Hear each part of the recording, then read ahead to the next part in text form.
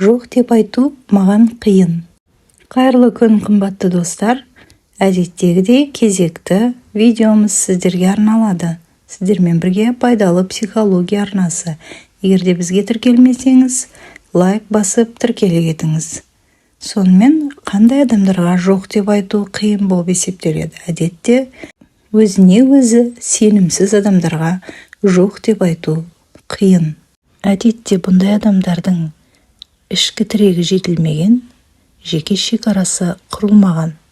Бұндай адам жоқ деп айтқан кезде өзінің жеке шекарасын бұзған болып есептеледі. Ал тағы қандай жағдайларда адам өзінің жеке шекарасын бұзған болып есептеледі? Қазір соларды тізіп өтейік. Біріншіден, иә дегісі келмесе де иә деп алып, бірақ артынан бармақ тістеп өкінген кезде. Екіншіден, біреудің бетін қайтармас бұрын өзіңді іштей кінәлі сезініп, қатты уайымдаған кезде. Іштей өзің қаламай тұрған нәрсені қайтсем де істеуім керек деп өзіңді үгіттеген кезде. Төртіншіден, өзіңнің алтын уақытыңды біреудің бос мылжыңын, негативін тыңдауға жұмсаған кезде. Сондай-ақ алтыншы, өз уақытыңды басқа біреудің көңілі үшін өзіңе қызықсыз, көңілсіз ортада өткізген кезде.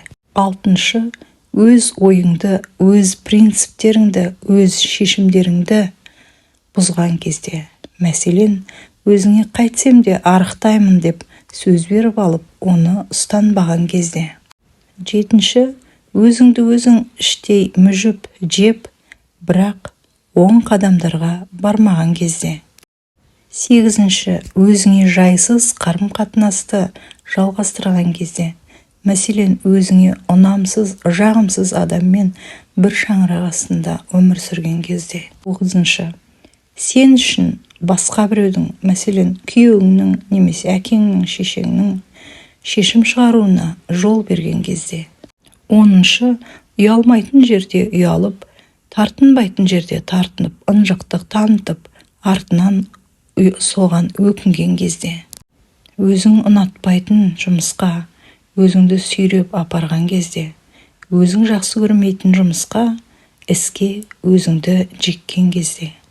12-ші, өзіңнің жетістіктеріңді кем санап, төмен санап өзіңді төмендеткен кезде. 13-ші, шыдамдылық танытпайтын жерде шыдамдылық танытып, соған артынан өкінген кезде.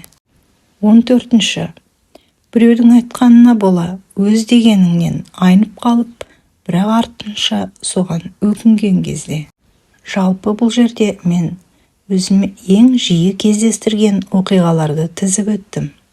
Ал сіздің басыңызда осыған ұқсас жағдайлар болды ма? Егер болса, қайсысы? Егер де бұл емес тағы да осыған ұқсас жайттар басыңыздан өткен болса, тізімді толықтыра отырыңыз. Көріскенше күн жақсы болсын.